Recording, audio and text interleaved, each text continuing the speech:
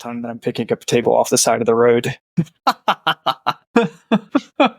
Don't just come in there with a complete non sequitur, sir. Act like you were finishing a pineapple story. Hey, folks, how's it going? Hey, I just got that 20. Hey, Nice. Okay. Cool for me. All right, you have to start the podcast then. I think that's how that goes. No, actually, you can't make me. You can't make me. But I could ask you to do a describe rating. Oh yeah, do we have a describe rating? Yeah, it's at the yes. top. Yep. Oh, I could also just do it because you won. No, I'll do it. It's fine. Okay, I like it when you do the voices. Okay, I don't know what voice I'm doing here. Let me just. Wait, is Closet in the chat? All right, never mind. I'm not going to ask you to do a Scottish accent. Okay. Okay. I'm out of ideas. Yeah, Quasit is in the chat. Yeah, no, I'm not going to do a Scottish accent with Quasit in the chat. That's perfectly not happening. Do you, but like Dwarfish. That'd be exciting.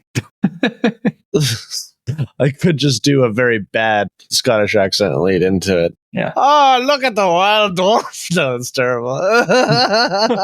that was rough.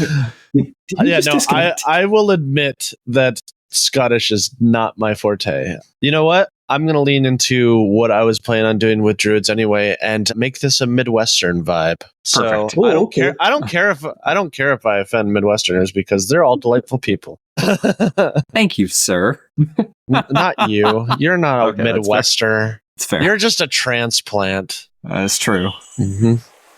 Oh, yeah. Don't you know the wild-looking dwarf stands stout and strong. Their bark brown hair streaked with silver and braided with vibrant green plant life. They lean on a gnarled staff of oak engraved with strange symbols. Ooh. Wrapped in leather and topped with a sprig of holly, garbled in well-worn leather armor. A vine rope belt laden with pouches of herbs, a knife, and small sickle for harvesting shrubs and moss, and the like hangs loosely around his hips. They move slowly, purposefully, and their emerald eyes shine with, just a little bit of subdued wisdom. This horrible scene that is now over, called Elmhir Mossbeard, the Hill Dwarf Circle of the Land Druid.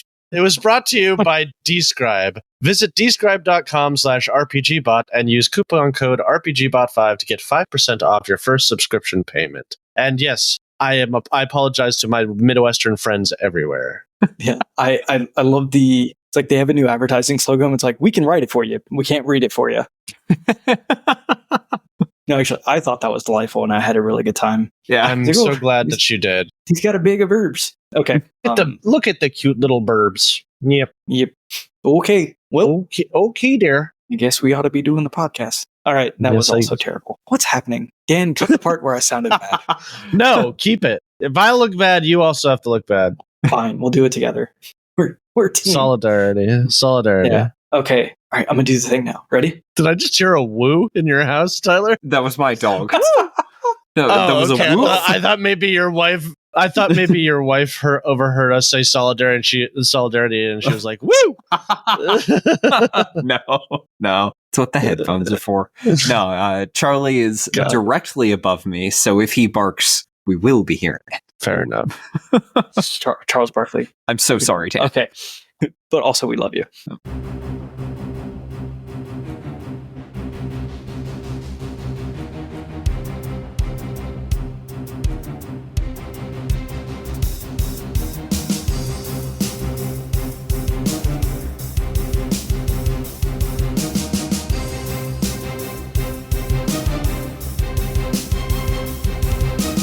Welcome to the RPGBOT.Podcast. I'm Reynold James, and with me is Tyler Kamstra. Hi, everybody. And Ash Eli. Oh, hey there. I got some nice, fine, organic granola for you. And here's my plants and my garden that I've harvested using my own manure. It's all organic.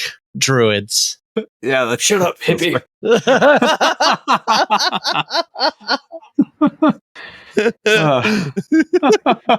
Well, I'm going to do this entire thing as a manifestation of get off my lawn. Okay. Yeah, team, what's happening? What are we doing here? Why are we? All right. Well, I mean that existentially, not like what we're going to talk about. Oh, we're talking about druids, don't you know? No. Both existentially and on this episode. Perfect. Yeah, tonight we're going to talk about optimizing 5e druids.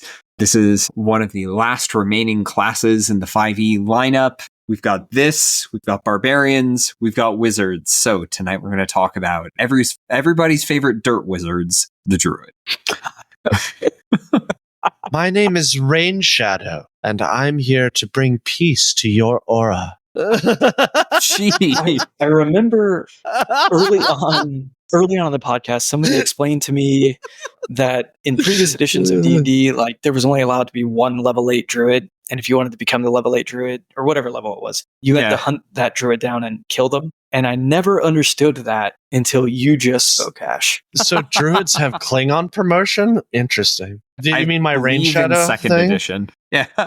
Look, all I'm saying is if that character approaches me in a dark alley, one of us is walking out of that alley and it's not Rain Shadow. Hey. I feel the energy of your aura is way out of balance. And if you want to take my power from me, then come and claim it, bitch.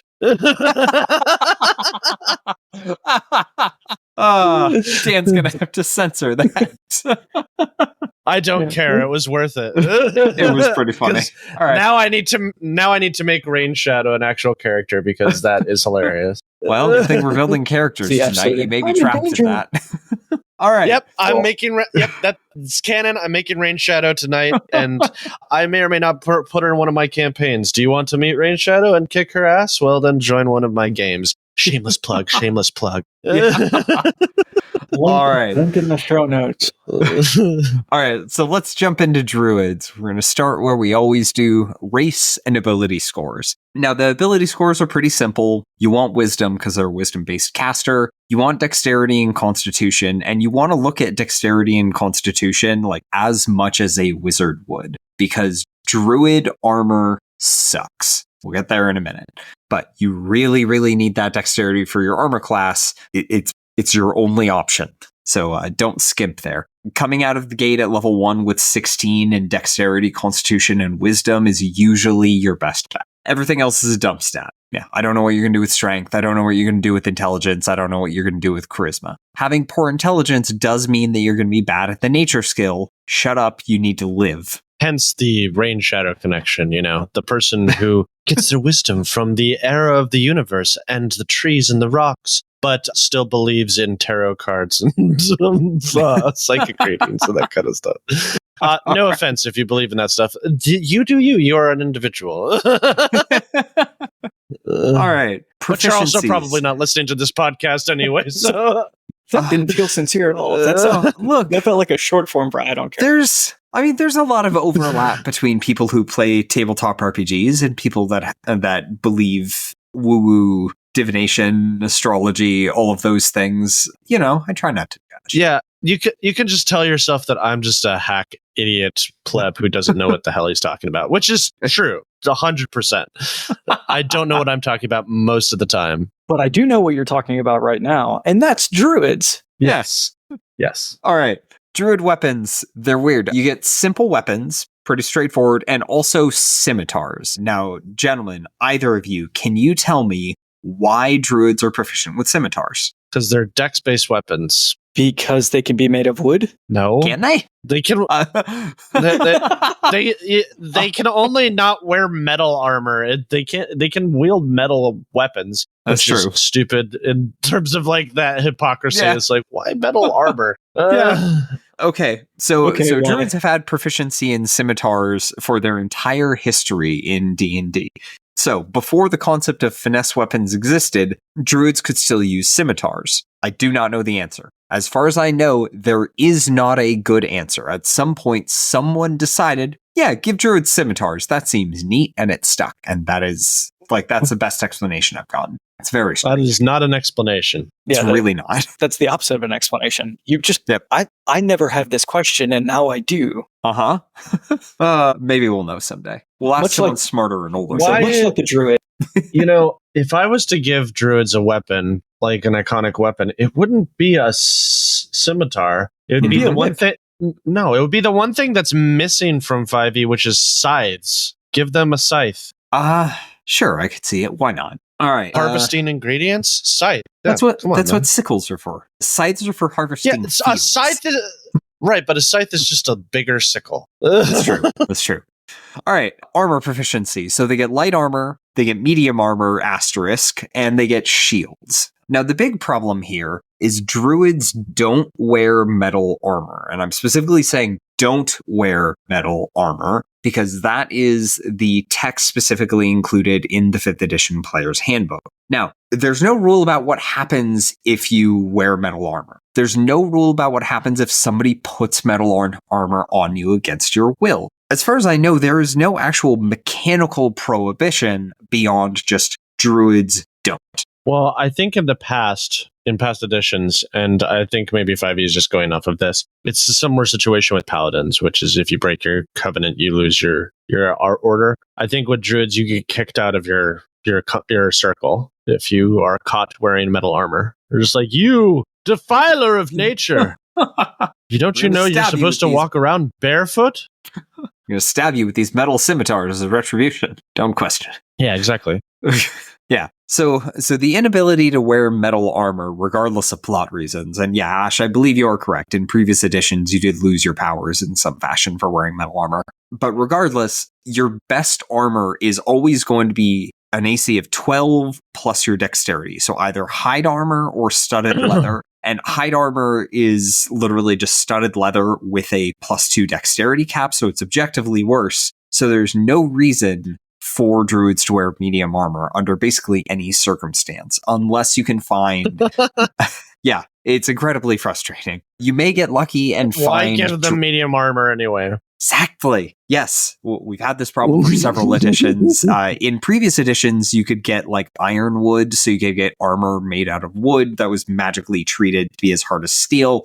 We don't have that in 5e. The best you're going to get is dragon scale armor, which, because it's made out of essentially hide, you can wear it. But, magic items. So you're going to be stuck in light armor, which means you're going to have less AC than a cleric, and that will be a problem for your entire career, which is why you can't skip on dexterity. Now, I want to go back a little bit and talk about race. We typically kind of overlook race in these episodes. Our handbooks on RPGBOT.net do a fine job explaining all of that. We can't go through all of the options. But for the druids specifically, there's a lot of great options that will really help you here with the AC problem. Tortle, Loxodon, Warforged, anything that gives you better AC or a different way to calculate your AC is a really good choice here. Or you could just go Moon Druid because it's not going to matter anyway. You're just going to get the AC of whatever beast you shift into. So that is true. Okay, so that is weapons and armor. We're proficient in wisdom and charisma saves, which kind of makes sense. Skills, you get the typical 2. The list is like all of the obvious nature-y things that you would expect. And then Arcana and Religion are in there for some reason. I don't really have an explanation there, but you have enough skills that you can actually pick something useful. Yeah, I guess you're a full caster, so that makes sense. And like in a world where you have deities that are probably nature aligned, I guess religion can make sense. It'd be weird if like religion, but your focus was like some weird like technology god. That's all. Well, I mean, so there's some homebrew subclasses out there called Druids of the City, which I think are very interesting and cool. But it's just succulents everywhere. Well, it's about like making cities more green friendly, and beehives on the roofs. Yeah, also like having a close relationship with creatures that spend a lot of time in cities, like rats and roaches and other pests. Okay, that is exciting. Yeah. Okay. But I think I'm gonna stick to bees on roofs, honestly. It doubles as like a security system, so like if somebody breaks in, just bees.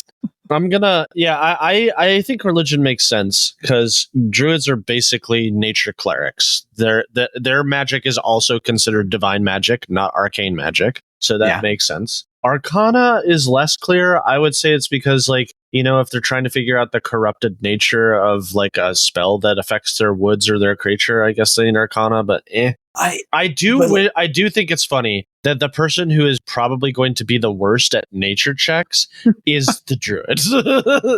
Like, that's like so to introduce you to my friend the cleric making religion checks. Hopefully they get something to fix that in the 2024 rules. Yeah, but like the clerics don't I mean, yeah, they tank intelligence, but I would argue that druids tank it more because their dexterity is so important. But yeah. All right, so that's all of our proficiencies and such. Let's get into level 1 features. We get our most important feature right at level 1, Druidic. Oh, yes. I've used this feature so much. So many times. Yeah. Yeah. And okay, there are a few people at home that's like, what's Druidic do? What are we going to do with Druidic? Druidic is a language. It's like thieves can't, but for druids. Like druids can. I like to think that Druidic is Elvish for hipsters, or people who think that Elvish is not pretentious enough. So yeah, okay, yeah. what was the British way of speaking where you use words that are related to the words that you actually mean? And I don't know what you're talking about. Anybody? Oh man, I'm drawing a blank. Looking at the chat. Somebody in the chat has me covered. Okay, yeah, Cockney rhyming slang is what. Okay, yeah. Thank you, Quasit. We appreciate it. I want that. That's what Druidic is. It's like Elvish, except for they're doing that thing, and everybody's like super confused, except for the other druids. And reasonably speaking, like the other druids are just pretending they understand. Because my understanding of this is, tell me if I have the lore right. If there's anything a druid can't stand, it's another druid. I don't think that's right. No, don't they love to like live in isolation? That isn't. I'm making this up. Yeah, but they meet every so often to talk with their circle. That's kind of integral to their lore. Okay, but like it's even like hags will form covens. A homeowners association. I would compare it more. I would compare it more to a cult. Like that's what I would compare it to. They're all Jones was a druid for Jonestown. I would describe him as a druid.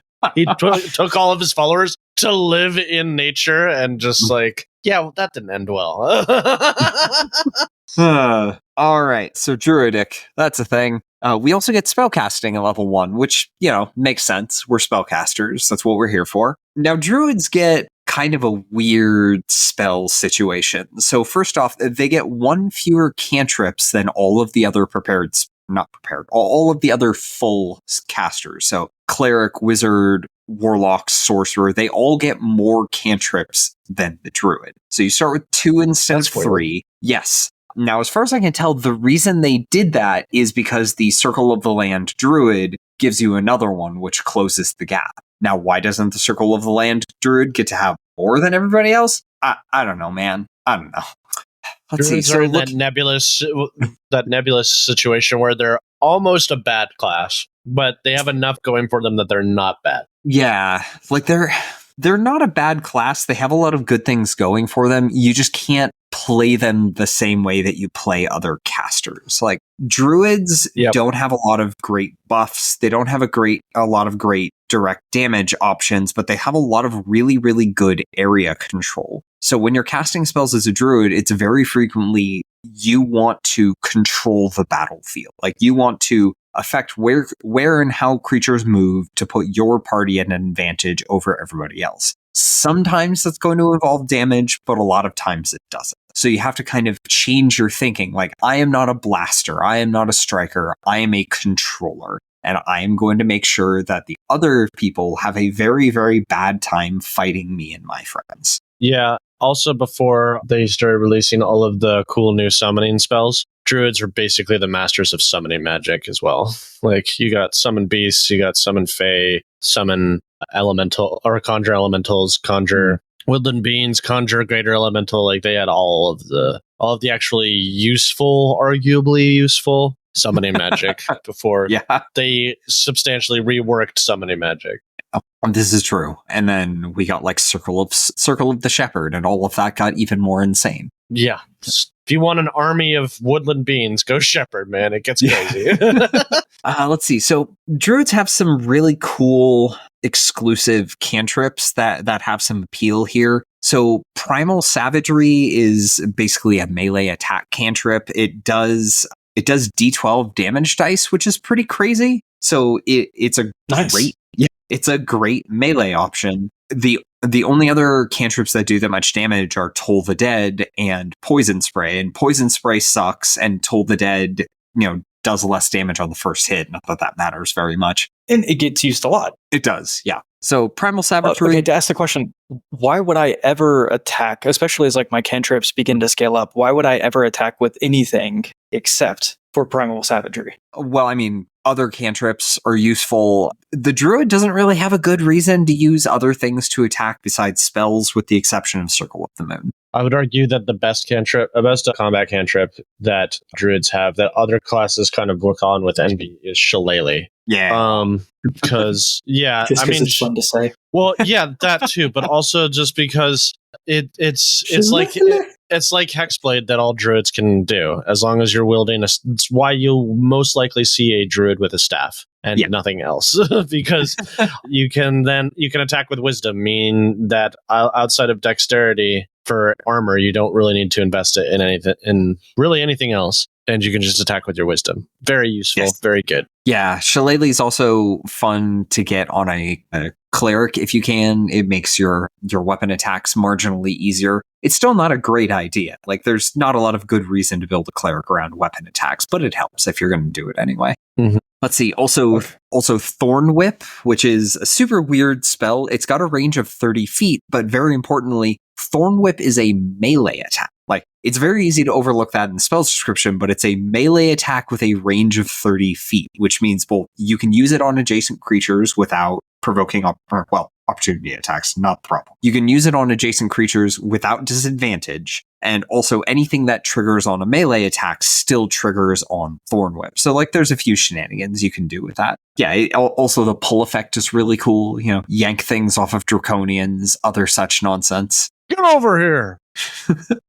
Dragonels, not Draconians. I keep doing that. Someday I'll get it right. I mean, you could also pull people off Draconians as well. Like, that's true. That's a thing that's useful. Yep. Okay, but of course, I can't make an opportunity attack with that 30-foot range, right? You cannot. Yeah, okay, good. There was somebody at home that's like, well, it's a melee attack, maybe, but no, okay. Yeah, it's a melee attack, but it's not a weapon, so you don't have reach with it. Even with Warcaster, you can't do it because you can't use a first level spell. Oh, well, Thorn Whip's a cantrip. So you could do it with. I thought it was a first level spell. No. Oh, okay. Yeah. Then yeah. So you could use it with a Warcaster. Yes. Now the problem is usually when you do that, the creature is moving like out of your 5-foot reach, and you hit them before they're out of that 5-foot reach. So the pull effect doesn't get you anything. Now, if you're holding a reach weapon, you can pull them back towards you, which is mildly inconvenient for them. We get some fun. Yeah.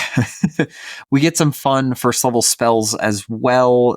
A lot of the stuff involving beasts is generally just bad because beasts aren't a significant threat for most of the game, and even like higher CR beasts like your CR7, CR8 things, T-Rexes, giant apes, those things, they've got like 2 intelligence and typically really bad wisdom saves, so any save or suck spell is going to bring them down pretty easily. Let's see, exclusive Druids.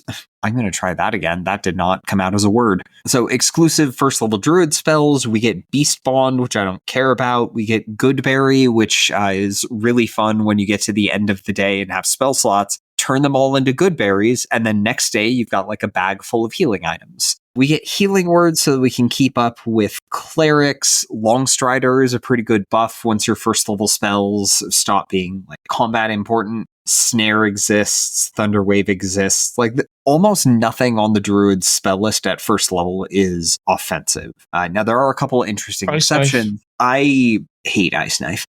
I like it. I've gotten a lot of mileage out of Ice Knife. I don't know what you're talking about. It's got 2 points of failure. Like, you're never gonna get full damage on that thing, and that just drives me nuts. It's also really hard to target. I will disagree with you, sir. It has 2 possibilities of dealing damage. So, like, if you miss, you still might hit. So you have to not only miss, but they also have to save for you to get no damage, which is still pretty good in my opinion. And you get to hit more than one person as long as they're staying close to each other. I don't know. In my games, it's been pretty good. I realize that for other people's games, it's probably not been good, but I think people underrate Ice Knife heavily. Sorry, dog things. Okay, all right.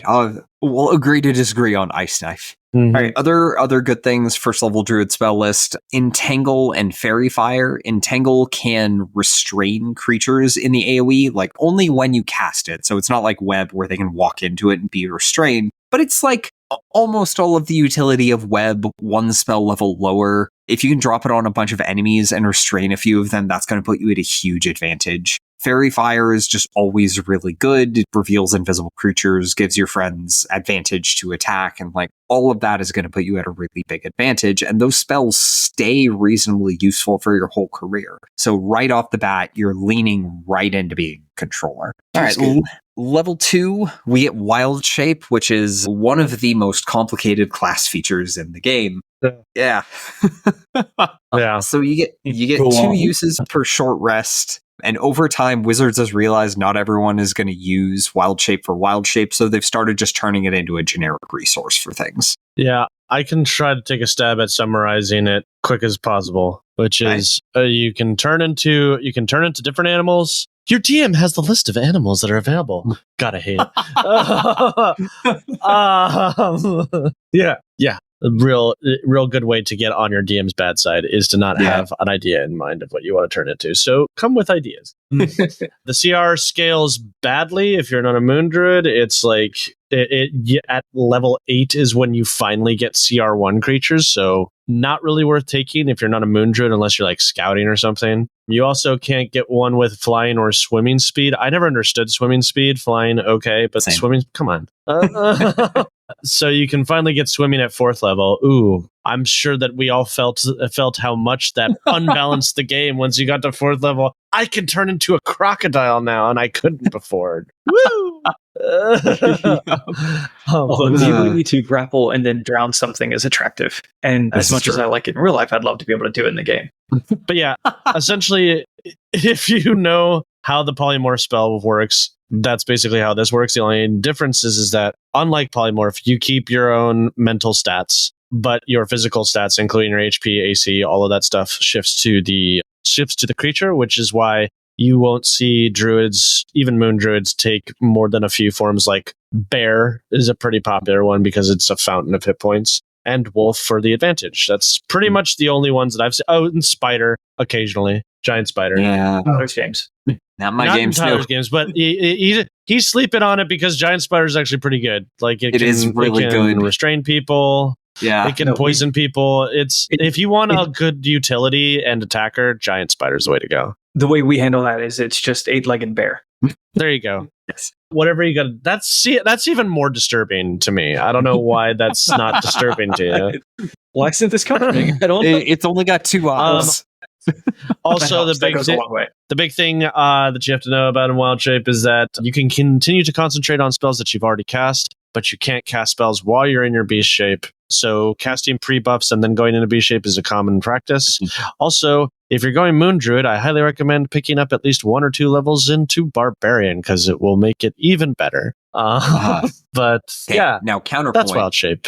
Counterpoint, Monk. Monk would also work too. Yeah, different discussion. But okay, so Wild Shape, yeah, it's reasonably complicated. Read the feature, read our practical guide to Wild Shape. It's very detailed and lists all of the Wild Shape forms available by CR and, explains which ones are good. So you'll get a ton of mileage out of that. If you don't want to use Wild Shape, Tasha's introduced an optional class feature called Wild Companion that lets you cast Find Familiar without the material component. So normally Find Familiar costs 10 gold pieces to cast because you have to burn fancy incense or whatever. This one, you're just like, I need a pet bird. A bird appears.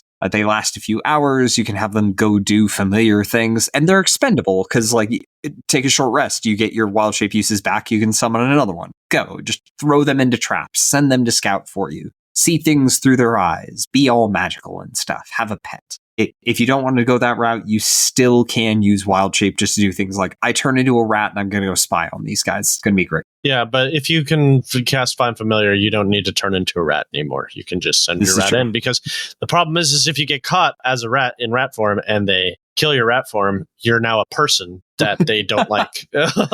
Whereas if they kill your familiar, it just goes poof and they don't know where you are. So yeah, that does sound a lot better. Like not being in the room with them after they squashed me is all right. I'm into that. So with that optional rule, do I have the ability to use the Find Familiar or use Wild Shape, or do I forgo Wild Shape for my entire career for the ability to use Wild No, you get to choose every time you use it. Beautiful. Yeah, it's purely an additive feature. I'm pretty certain they added it because everybody except Circle of the Moon wasn't reliably using Wild Shape in any meaningful way, so it was basically a wasted feature on the class. Well, in later classes, they added to the new classes different ways to use your wild shape. So people were using the wild shape, but if you wanted to play like land, you were never using your wild shape. This is true. Although I don't know why you would play land, because it's a bad subclass. It's not Maybe bad. that's a good It's segue. just We not talked exciting. about. So we've talked a little bit about the circles. Let's go ahead and step in. Let's actually, talk. Let's talk through the list of circles available to us. Let's do the thing we always do. Good, bad, ugly, hideous, and then from there, let's figure out what we're going to do here. Okay, I will do the normal thing. First off, we got dreams. Bad. Do not think dreams is worth taking. What is the concept? It's healer druid, but its healer druid is kind of what it's advertised as. But realistically, you're going to be worse than a cleric at healing, even as a dreams druid, and arguably in some cases even worse than a celestial warlock at healing. Do not take this subclass. The reason I'm also kind of salty about it is I love when they advertised the concept of a dreams druid. I loved the idea because I was like, "Oh, cool! You get to do like cool dream magic stuff." We haven't seen a lot of that in DnD, and now it's just this boring healing bullcrap. That's just it makes me so mad that it wasn't cooler because it had such a cool concept, and they just completely lost the path here. Like, it's just, I don't know what they were thinking. It's not a good subclass. So it's supposed to be a tie-in to like the Feywild and other dreamlike realms. Like, that's the pitch for it of why it's the Circle of Dreams as opposed to the Circle of Bad Healing. Something like that. Yeah, that's essentially what it is. Like, one of their features is like you can teleport back to your last campsite or something. I'm like, oh, cool, we're in Dark Souls now. Yeah. Yeah. It's I love that. What if your entire subclass was about okay. resting and that was your thing? Yeah. Yeah, that's essentially what it is. It's so bad and infuriating and disappointing for me personally. I'm sorry that I'm salty, and I'm sorry to anybody who played a Dreams Druid and liked it. I hate that your class exists. I'm sorry. Okay. I've never felt this strongly about a subclass. Land Druid. Land Druid is fine. It's like a land shark. Good, not great. Like, it improves the Druid's spellcasting, and if you want to play a Druid without adding additional complexity to what is already a pretty complicated class, then it's a perfectly fine option. It's not going to stun you with how powerful it is, but it is, like, it works, and it's great for your first Druid, I think. Yeah. Moon Druid. It's a classic for a reason, and it's the one that pretty much most people will pick, especially if it's their first Druid. Because that's why you probably picked Druid if you're new to D&D, let's be honest. Because you come from World of Warcraft and other RPGs where the Druid's whole shtick was turning into different creatures. And you find out it's only the one subclass that does that. So there you go. Yeah. It's like the main feature for Druids is Wild Shape, and this is the only one that's functional. I guess I'll take this one. It's also just a solid subclass. Like, it's maybe falls off in the later half of the game, like at higher levels, but it's still solid, especially at the beginning. Like, and especially if you don't really have a tank. Yeah. Like, Moon Druids are really hard to kill. So there's that. Stupidly large amount of hit points. Mm-hmm. Yeah. Yeah. Okay, Shepherd. I think it's fun. I think it's a fun class. I don't think it's an amazing subclass, but I think it's fun. Yeah, it's good, not great. It scales really well based on the size of your party. So if you have a large party, a bunch of pets in the party, a bunch of people who like summoning things, it gets like exponentially more powerful. But if you're in your typical 4-person party, it's fine. Spores, very interesting and unique gameplay style, I would say. I think that if you don't know what you're doing, you're going to be disappointed by the class's power. But if you do know what you're doing, the rewards are so glorious. Exactly. Yeah. It is not a subclass that I would recommend for new players. Yeah. Yes. If you really want to play it, there is a guide on RPGBOT.net. Yes. Yeah. It is, in my opinion, one of the most complicated characters to play without adding complicated buttons to optimize it. It is just baseline very, very complicated to play it effectively. And there's a lot of things in the subclass that can turn into a trap if you don't go in knowing what you're doing. So it is very powerful. Like, it can do a lot of really cool stuff, but there's a lot of ways to do it wrong. So be cautious there. Mm-hmm. It's also a subclass that I think lends itself really well to multi-classing a lot. It can, yeah. Stars Druid, I would argue probably the best Druid subclass as of right now is Stars Druid. I think I agree with that. Very, very strong, very versatile. All of the class features are really, really fun and effective. There's just a lot to love here. Yeah, it's just a solid subclass. Every time I've seen people play it, I'm like, man, I really want to play a Stars Druid because that just looks fun. Yeah. Wildfire, it's also fun. I wouldn't argue it's the most powerful, but I think it's fun. Yeah, good, not great. This is another great option for players who don't want to add too much complexity to the Druid. The features are fairly simple. It adds some good blasting spells. So if you're looking at an evocation wizard and you're like, my party needs a healer, then Wildfire Druid is surprisingly a good option. Plus you get a little companion. So that's always cool. Yeah. I know we all like our little pets. It's basically I would argue it's the closest to a Pathfinder witch that there is because you get a familiar. Yeah, and it's actually useful in combat without just being an owl. Yeah, exactly. Mm-hmm. That or if you play a warlock with the familiar packs is the other one that would be closest to which. With that said, what subclasses is everybody going with? I think I'm going to go for spores. I feel like building something complicated. Hell yeah. Yeah, you would. All right, Ash, what are you thinking? I'm going with stars because I've wanted to make a stars druid, and it fits with Rain Shadow quite well. Great. I'm going to make you guys hate Rain Shadow even more than you already do by the time this is over. It's going to be fantastic. I can't wait for this to be... No, okay.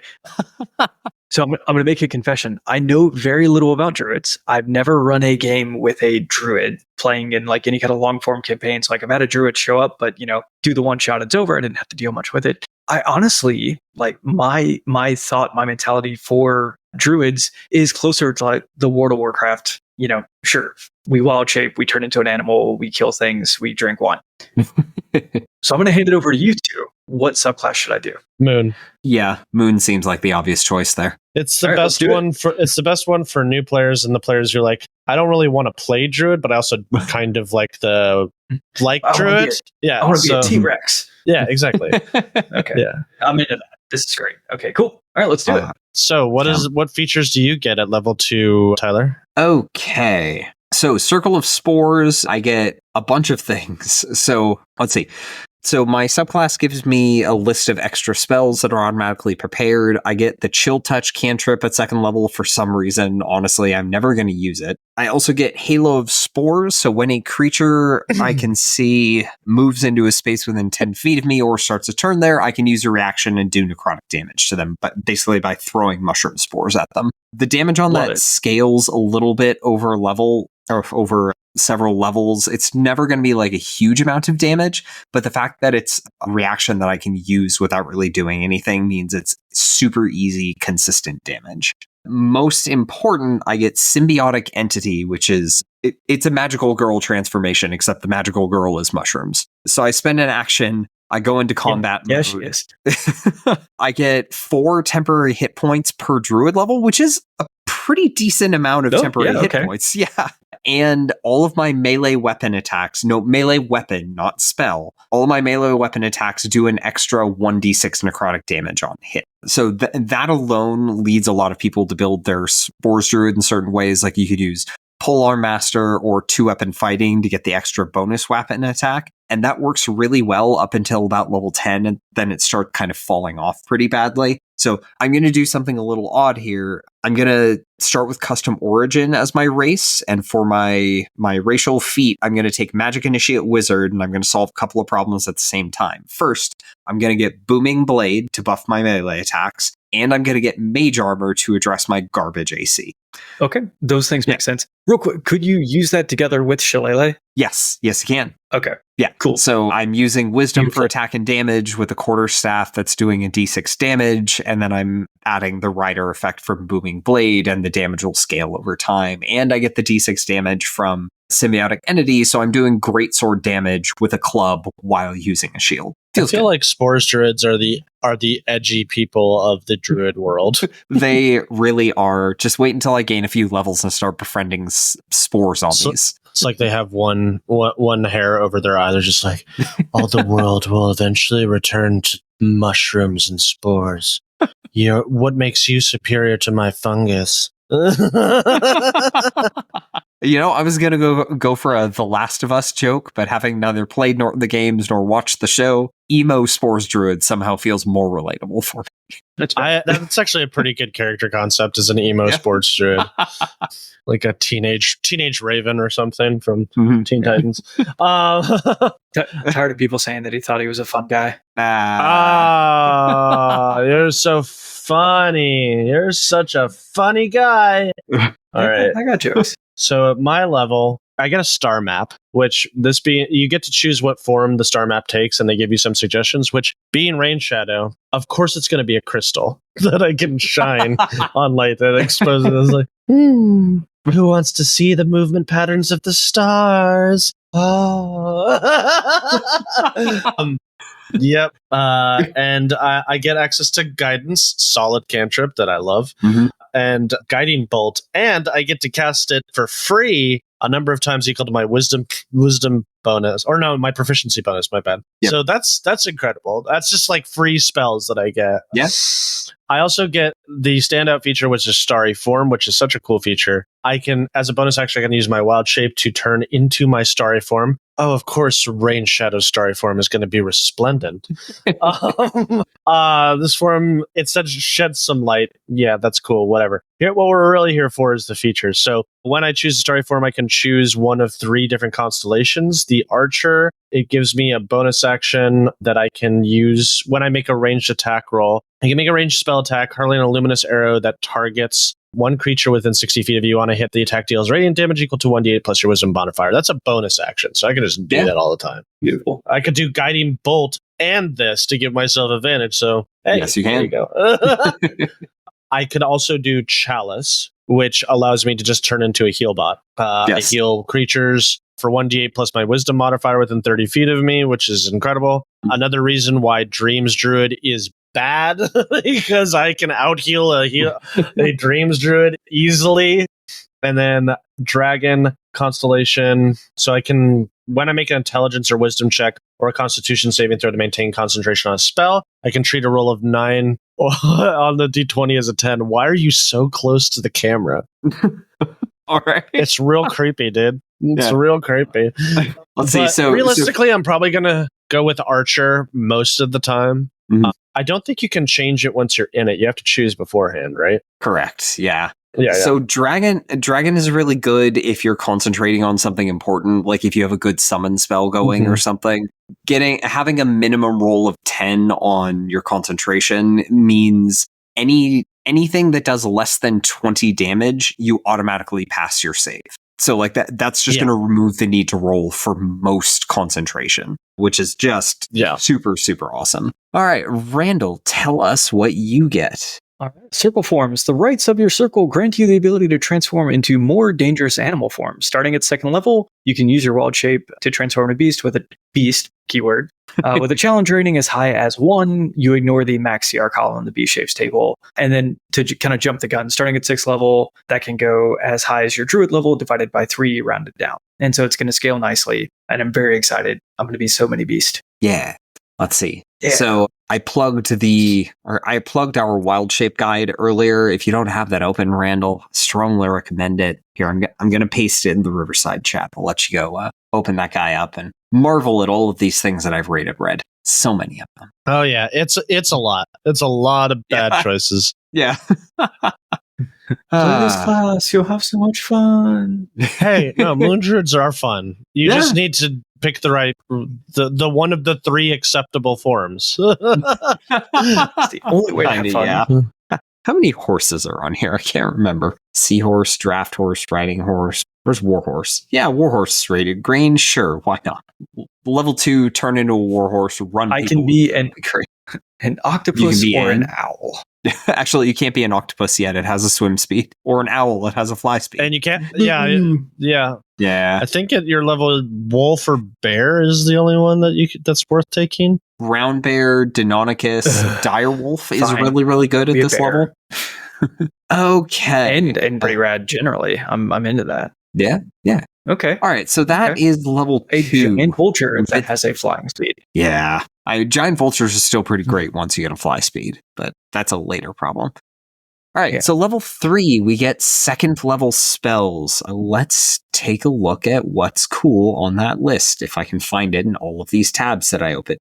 Let's see, we get Augury, which is one of my favorite divinations. Oh, we get Barkskin. There's a lot of actual exclusive Druid spells here. Like, they're only on the Druid and Ranger spell list, but most of those spells suck. Like, Animal Messenger. You need to find an animal to cast Animal Messenger on, and to basically send it to deliver a letter. Great. Augury is really cool. Barkskin, for 1 hour with concentration, the target's AC is just 16. Like, you can add other bonuses on top of that, but it'll replace armor. So nominally for Druids, this was supposed to be the solution for like, yes, we realize your armor is garbage, use Barkskin. But the problem is it takes concentration, so when you get hit, you're going to lose it. It's like, why did I commit concentration to this to boost my AC and then get hit anyway and then lose the spell slot? So just don't use Barkskin. You know, Order. unless I'm using my dragon form, then it's great. That's true. That's true. Then I won't lose concentration. Oh. Does the creature have to be a willing creature? Can I use this on high AC creatures to be like, nope? Oh, it's a minimum of 16. Yeah. Boo. One thing we do get that I would argue is one of the better Druid damaging spells, at least at this level. It does get outclassed after a while.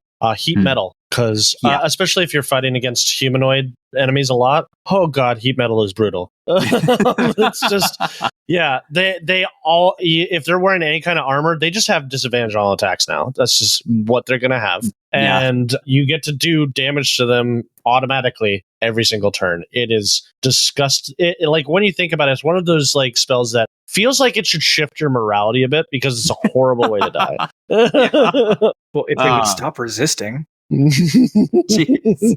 The scaling on the damage there is also pretty good. So if you're continuing to fight humanoid enemies at reasonably high level, it stays good. And like the imposing disadvantage, really, really awesome. I almost used it on the final boss in our Dragonlance campaign, and then I remembered, oh yeah, their name is Fire Eyes. They probably have at least resistance to fire.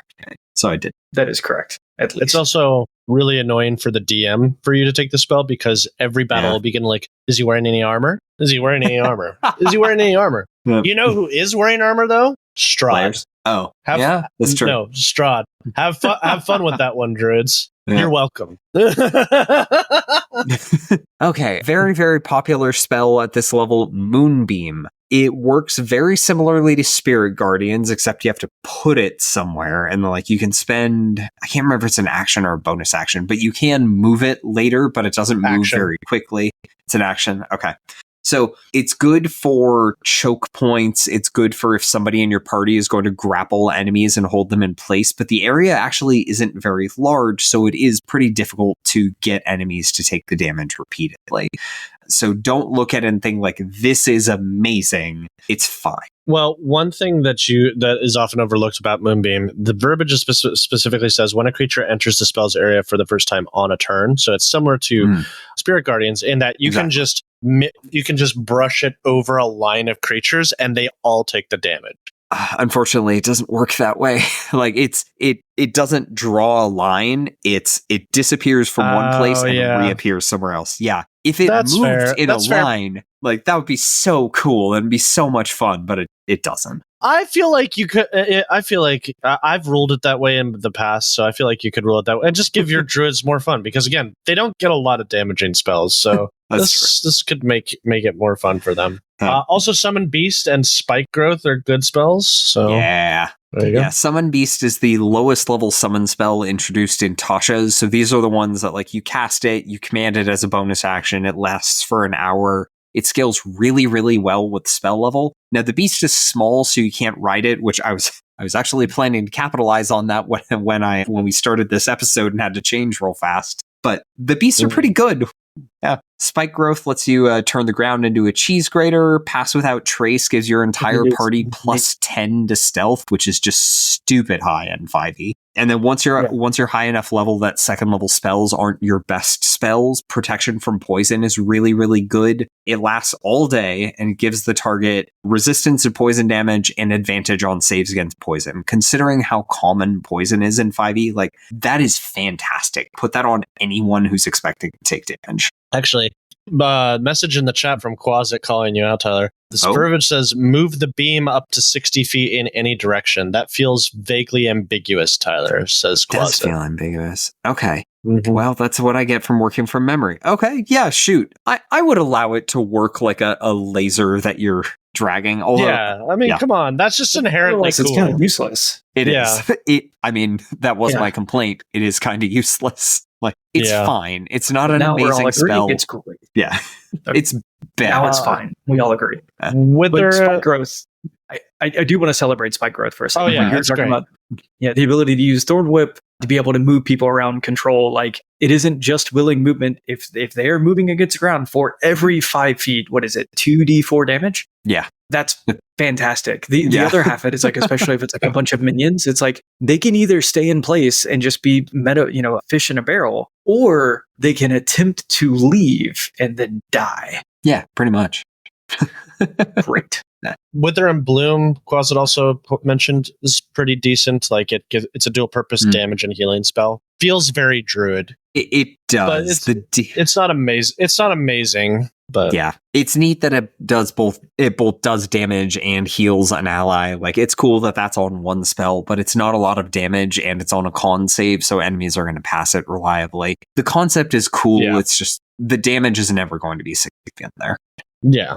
Let's see. So I think with my Spores Druid, I'm going to lean pretty hard on Summon Beast for a while. Since I'm going to be in melee, not as an animal, having another little buddy next to me to draw some fire is going to be really, really nice for keeping my temporary hit points up so that I can stay in my symbiotic entity form. Let's see. Randall, I'm going to be focusing on Heat Metal and Spike Growth is my big ones that I'm taking. And, maybe a whole person or something. Yeah. Yeah. So, Randall, one of the cool things about Wild Shape is you can maintain concentration on spells that you cast before you go into Wild Shape. So you can cast Summon Beast to have a friend and then turn into a beast and then both go into combat next to each other. If you choose Beast of the Land and turn into a wolf, you both have pack tactics. It's great. That is pretty cool. Attractive. I actually like that a lot. Oh, yeah. Okay. So I'm Quasit is calling out in the chat. We overlooked enhanceability. Yeah, get enhanceability. It's amazing. It's like one of the best buffs in the game. Yeah. Yeah. Yeah. So I'm wondering, can I cast enlarge reduce on myself and then become a beast and then still be enlarged? Yep. Like, would I be a dire wolf? Yes.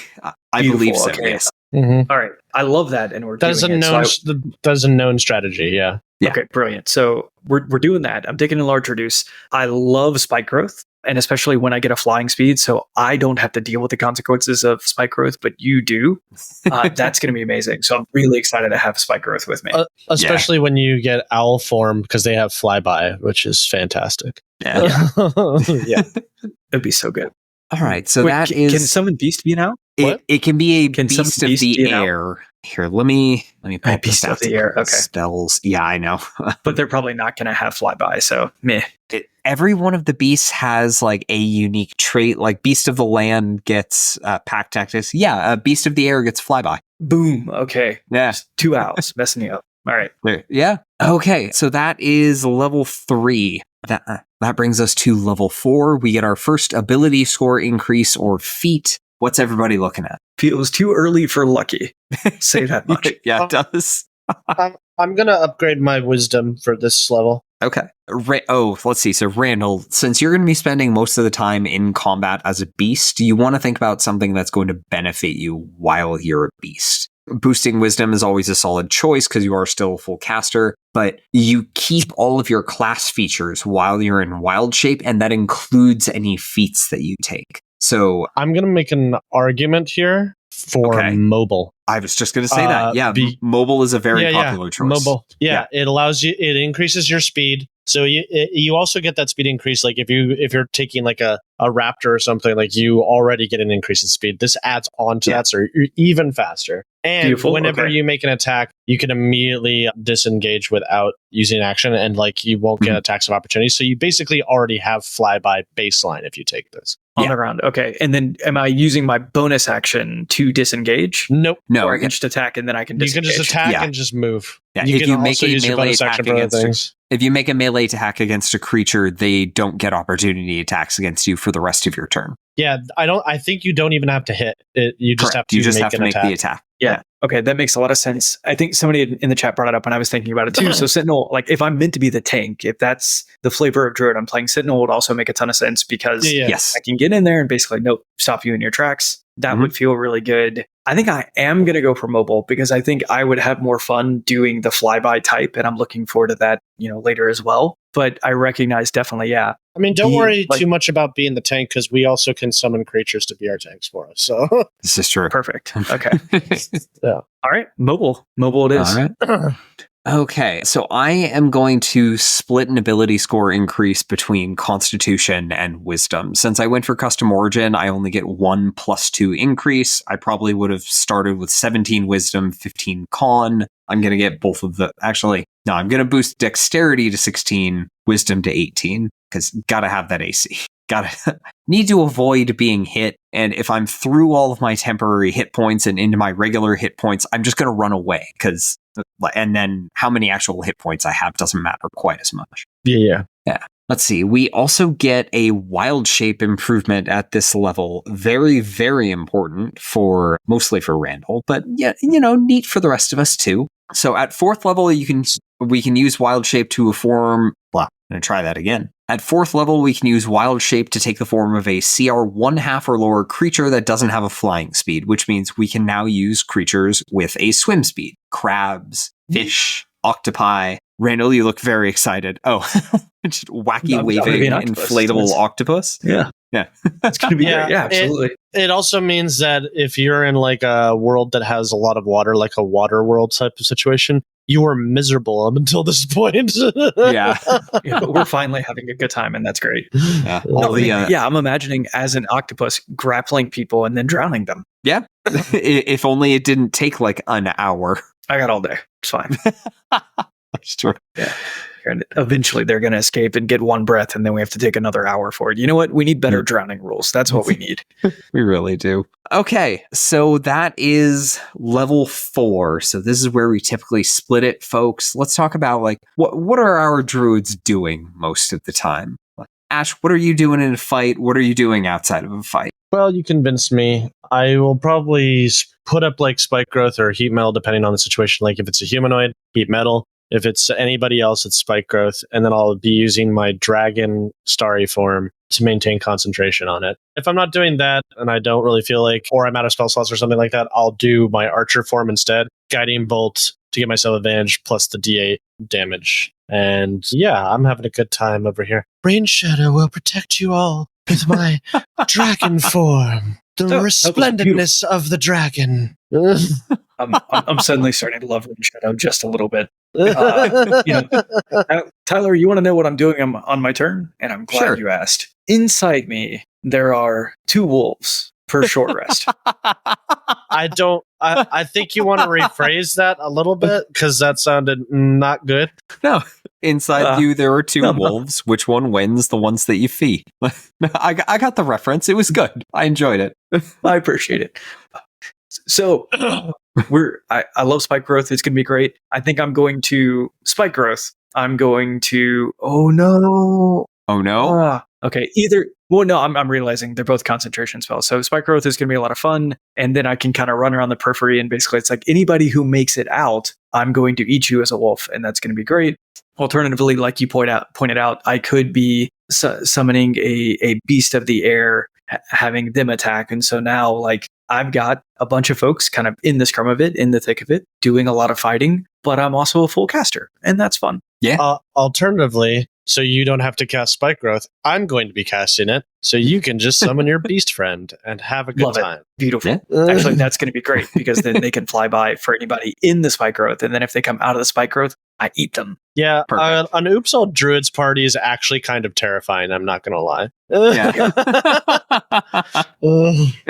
It's like, why do we get along? Because none of us are in the same circle.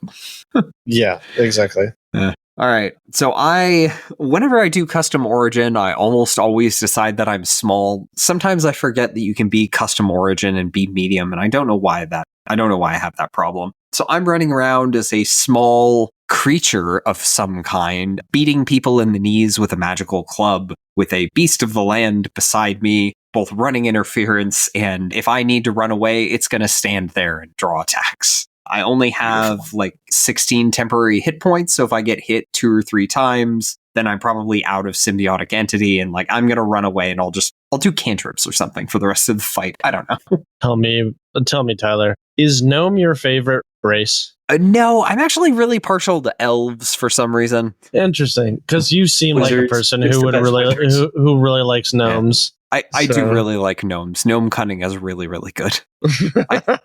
I don't think gnomes need to exist. Mechanically, I like them. Conceptually, why are you here? Just be halflings. I like gnomes. Pathfinder gnomes are pretty awesome. I disagree. I like gnomes better than I like gnomes better than halflings. Halflings are boring. I like gnomes. Wait, who are you disagreeing with?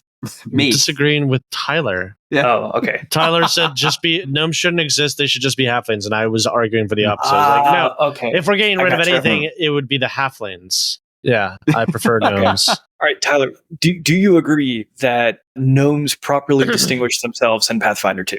Yes, because they're halflings with cartoon physics. Yeah. And if they ever stop wondering, they literally wither away. Yes.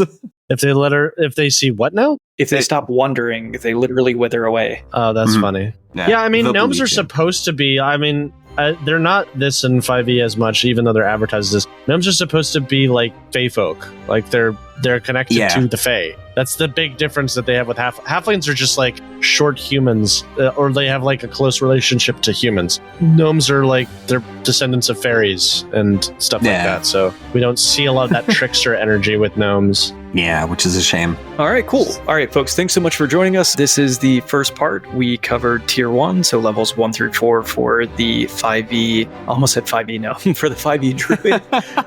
And join us next time where we'll be doing tiers 2 through 4, so going from level 5 all the way to level 20. See you next time. Wait, okay, I have to ask a question here. Quasi, explain yourself. You said gonna be blunt here. You sound like you're in a D&D theme to softcore. What the hell does that mean? What did I say? I don't think it was the wolves thing.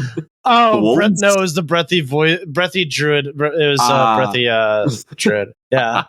I'm Rain Shadow. Oh, that's right. That's right.